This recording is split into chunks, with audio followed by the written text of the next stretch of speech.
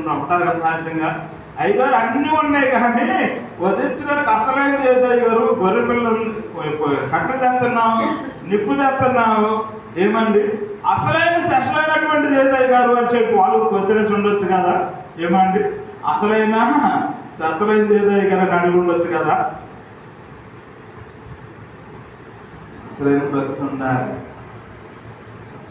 దేవుడి కొరకు భక్తి అంటే ఏమండి రహస్యమైన స్థలాలను పొందుకోవాలని నువ్వు నలిగిపోవాలి.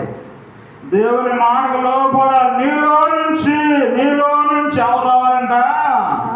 రాజులైనటువంటి రావాలంటే నీలో నుంచి నీ జీవిత విధానాన్ని బట్టి దేవుడు రాజుగా నిన్ను యెరొబోముని హెచ్చించినట్లుగా దాన్ని అంతకు దేవుడు ఏం చేశాడంట? వర్ధిల్ల చేసిన క్వశ్చన్ వేసుకోవాలి ఎప్పుడైనా.